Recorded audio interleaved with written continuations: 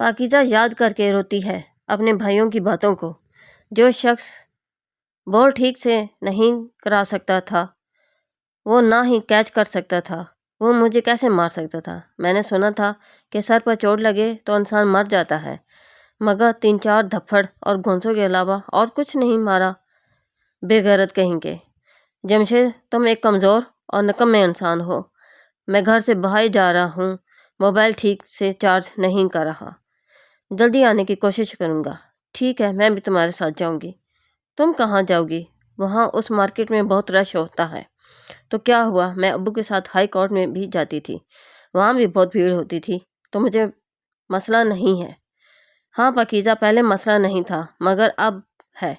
اگر کسی نے پہچان لیا تو کیا ہوگا؟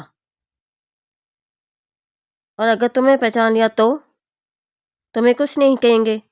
ہاں بولو نا۔ ہاں، مجھے کچھ نہیں کہیں گے، مگر میں تمہیں اب بچا نہیں پاؤں گا۔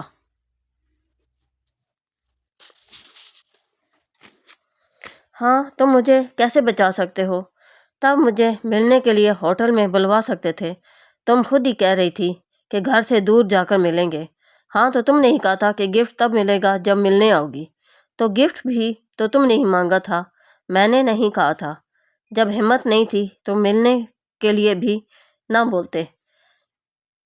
کیسے ان لوگوں کے سامنے گڑ گڑا کر کہہ رہے تھے ویڈیو نہ بناؤ جی، ہم شریف لوگ ہیں، یہ نہ کرو جی، وہ نہ کرو جی۔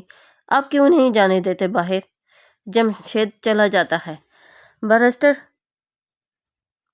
سونیا ملتی ہے اسلم صاحب سے، جو پاکیزہ کے والد ہوتے ہیں۔ ان کی خیریت پوچھنے کے بعد وہ پاکیزہ کے بارے میں پوچھتی ہے، جو اس کو بتاتے ہیں کہ اس کی شادی ہو گئی ہے۔ اچھا، اس کا شوہر کیا کرتا ہے؟ اور پڑھائی تو نہیں چھوڑ دی نا اس نے؟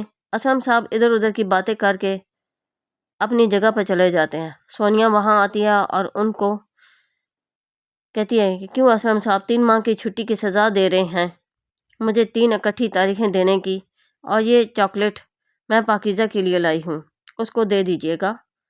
جی اچھا۔ سونیا اپنے گھر میں پارٹی ارینج کرتی ہے، اپنے دوستوں کو ملواتی ہے بیرسٹر زبیر سے۔ جمشید رات کو گھر آتا ہے، دروازہ نوک کرتا ہے، جو پاکیزہ دیر سے کھولتی ہے اور اس کو کہتی ہے کہ میں ڈر گئی تھی کہ معلوم نہیں کون آیا ہے، تم اتنے لیٹ کیوں آئے؟ ہمارے مکان کھانا لایا تھا، جو اس کو بتاتا ہے کہ میں دن کو بھی کھانا لایا تھا مگر بیٹی نے دروازہ نہیں کھولا تھا۔ پاکیزہ، تم صبح سے بھوکی بیٹھی ہو، کھانا کیوں نہیں لیا تھا؟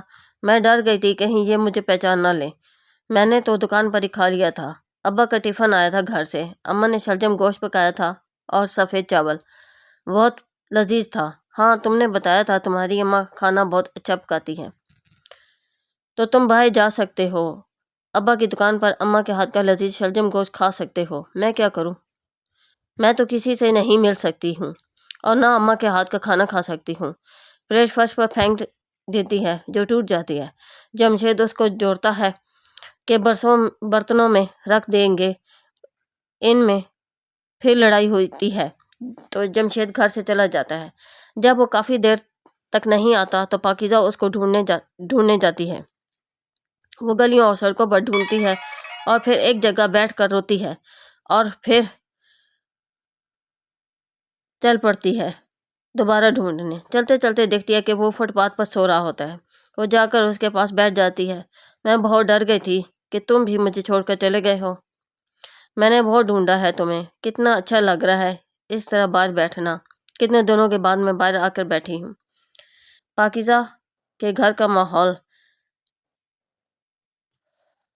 اصغر کہتا ہے میں اب یہاں نہیں رہ سکتا، گھر سے نکلنا محال ہو گیا ہے، خود تو شادی کر کے چلی گئی ہے، ہمارے لیے جینا حرام کر گئی ہے۔ بلال کہتا ہے فکر نہ کرو، میں کوشش کر رہا ہوں کہ تمہاری نوکری ہو جائے، اگر کچھ پڑھے لکھے ہوتے تو آسانی ہو جاتی۔ ہاں جی، وہ تو تھی ایک پڑھی لکھی ہمارے گھر میں، نام روشن کر کے گئی ہے ہمارا۔ ابا، اگر میں اس راستے سے آج نہ آتا، ویسے بھی میں اس راستے سے نہیں آتا، آج پتہ نہیں کیسے میں اس راستے سے آ گیا ہوں۔ آگے دیکھتا ہوں تو یہ ان کی ایسن کی دکانیں جلا رہا تھا، ان پر پیٹرول پھینک کر جلانے لگتا تھا۔ اصغر تم ایسے تو نہیں تھے؟ ہاں، وہ تو نماز کی ٹوپی اور تسبیح لے کر شہر میں گھوم رہا ہوتا ہے، اور ہم چہرہ جھکا کر جائیں۔ سونیا زبیر سے سونیا کے فرینڈ زبیر سے ملتے ہیں تو خوش ہوتے ہیں، اور کچھ جو ہے حسد کرتے ہیں اور اپنی باتیں کرتے ہیں۔ سونیا سوچتی ہے کہ میں نے کیوں ملوایا ہے زبیر سے۔ اس قسم میں یہ بتایا جا رہا ہے کہ لڑکیوں کو کبھی بھی کسی پر ٹرسٹ نہیں کرنا چاہیے، اور ماں باپ کو بیٹی کی تربیت ایسی کرنی چاہیے کہ وہ کسی بھی حال میں کسی غیر شخص سے نہ مانگے، اور نہ ہی کسی غیر شخص سے کچھ لینا چاہیے، اور گھر کے اندر کسی غیر محرم انسان کو نہیں آنا چاہیے کہ ان کو گھر کی بیٹیوں کے متعلق کچھ معلوم نہ ہو۔